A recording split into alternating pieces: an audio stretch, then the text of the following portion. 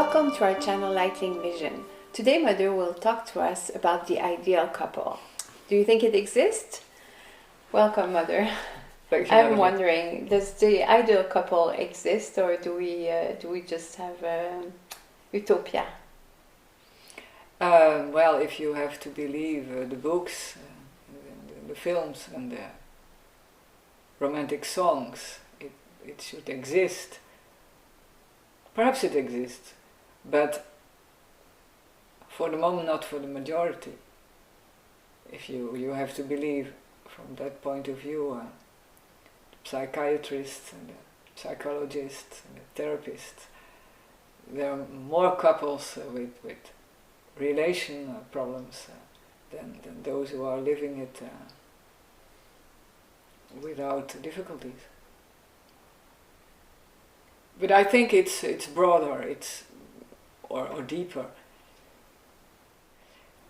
because the scheme or the cliché that you take with you as an adult from what you have seen in your childhood, that's what it's basically all about. You will have a natural tendency as an individual to repeat what you have seen in your childhood between your parents. Now there are adults that have noticed this quite consciously, and they say, I absolutely don't want to repeat what I've seen between my parents, whereas others are more unconscious, are less conscious, and they will repeat it, perhaps not exactly the same, but in big treats, they will repeat it in big lines, in the same ways what they have seen in their when they were young. To come out of that, or to escape from that kind of imprisonment, being imprisoned in a cliché of your childhood, to escape from that, you have to ask yourself in a far more deeper way, what exactly have I seen when I was young? What was played out between my parents on a far more deeper level? Because what you see from it in a more superficial way is not always what it's about. There can be families that have, or relationships that are, when you see it from the outside, they seem to be quite happy, they never have much conflicts, they seem to live along quite well, it seems to go quite easily. And then suddenly, 10 or 20 years later, you hear that one of the two partners has had a relationship for many years outside of the marriage, or one of the two suddenly wants a divorce. And nobody has seen the problem coming because it seemed to be all right. With that, I want to say that being happy or unhappy in a couple, or an ideal couple or not, you cannot see from the outside. It's not in superficial forms or tendencies that you can find out what's happening between two partners. That has to do with, as I already said, with the scheme or the cliché that you take with you, and what it's really about. When you are in a couple, what are you learning from a deeper level? And then you will see that in couples, and then you can also talk about the whole of a family, they are dealing almost always with the same subject. So you will see families where all the women marry, for example, partners that are far more intelligent, that have university diplomas or positions in society that are far more upwards than the family the women come from, or the other way around. The women almost all marry men that have that are under them in more inferior position from the point of view of society. that is already a cliche or a scheme that you can see appear in many families. Now, what is this dealing with? We do not know. It depends on what is the reason why those people seek a partner, above them or under. Are they trying to become more independent? Do they seek a stronger partner or a weaker? For many reasons. A weaker partner to feel themselves better and superior, or a stronger partner so that I can use the strength of the other to compensate my weakness. Are they seeking a more intelligent partner because they feel less intelligent themselves? There can be so many things that are playing a role in a couple. But those things are what it's all about. You can say having a couple that is ideal or not depends, basically, on the way you are dealing with the challenge that is working between the two partners. And that on itself has to do with self-consciousness, with knowing yourself. The more you know yourself with your weaknesses and your strong points, the more you know how to work on yourself to become yourself a better partner in some way, to stand on your own feet and have an inner dependency. I'm not talking about financial dependency or independency. I'm talking about real inner independency. If you are on your own feet emotionally, then you can say, a better partner, and you will have more chances to have a couple that is more ideal. Basically, I would say, the more the two partners, or at least one of them, is emotionally independent, on his feet, or she, the better the chance for the couple. Because if you do not depend on the other, then you have the strength to face the challenge in the couple. I think many couples have problems in the first place because the two partners are leaning too much on each other. It's like the couple in which they one leans on the other, and if somebody falls away, if one of the two is not at the height of what they expect from him or her, it collapses. Whereas if the two are standing on their own feet, it seems as if there's no relationship, but there is. And it's a better one, because they are more fulfilled in themselves. Now, what is the road to become, to get this inner fulfillment? That's another question. And I would say the partner that you have in front of you is, in his or her own way, the best road, if you live in the partnerships, to acquire more independency. Because you will see that if you are dependent on a partner, that the relationship will not work.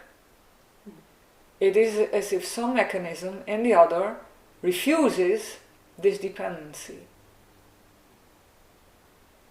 Very often people think the other way around. They think the other is there to help me or to support me, to give me the strength that I need, or the help I need to give me what I'm seeking. Well, you will see it's completely the other way around. The more you ask, the more you seek, the less you will get it. And it's not even a bad will of the other one is not it's not bad will. But this cannot be. Strangely enough, an ideal couple or not has to do with yourself, whether you are more or less an ideal partner. But towards yourself. If I'm not asking that the other one is all the time listening to me, is nice to me, gives me money, likes what I do or doesn't like what I do, or if I expect less from the other, then I will naturally be more happy and I will feel my couple as more ideal. And that no book talks to you about that. And that's what I think a pity. I'm not against books and romantic stories, but it will not help you. Mm-hmm. Because they do not tell you that whether your couple or not is ideal depends on you. It's not you who will make the couple ideal, but it's the way you live the couple. It's the way you live the couple and the way your own contribution to this couple. That's what it's about. And not what the other gives you. The more you expect, as I already said, the more you want the other to give you, the less you will get it and the more you will be unhappy. It cannot be otherwise. Now, as I already said, and in the next video I will go on this path, what have you seen in your childhood? What were the relationships, your parents, but even in larger family, grandparents, brothers and sisters? What are those relationships about?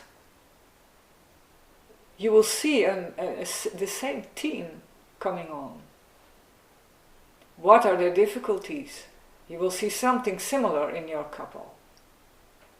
Well, if you have a more clear idea of what you're working on in your family and in your own couple, you will have more chances that it becomes ideal, because you will understand when the difficulties come what they are about, so you can better handle it. But that obliges you to see the couple in a far more broad way and to see it as more as a working field for the two partners than as a big box where you can just you put your hand in it and you take out the treasuries. I'm afraid it's not what that's about. What it is about, the couple. In spite of all the books and the films and the romantic songs, I've not seen many couples, in fact none, that are based on the big magic box and you put in your hand and what you take out, it's all magic.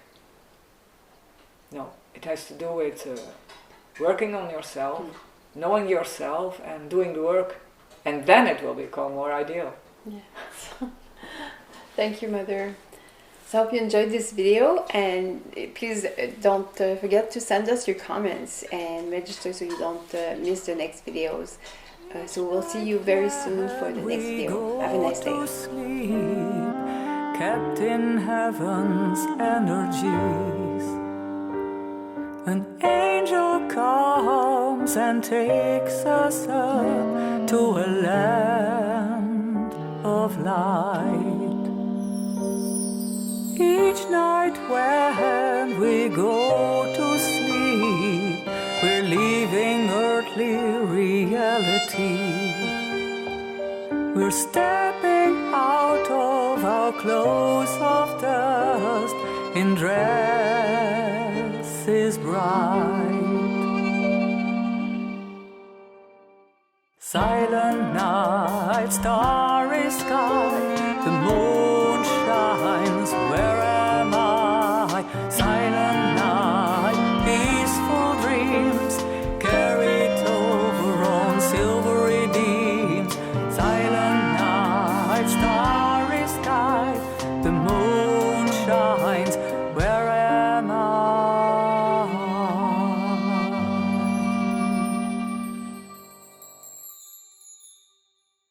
Who remembers what he's been told up in heaven's paradise, where he is taught with loving care about wrong and right? Who remembers what he's been told by spirits so pure and wise? They protect us with true devotion all through the night.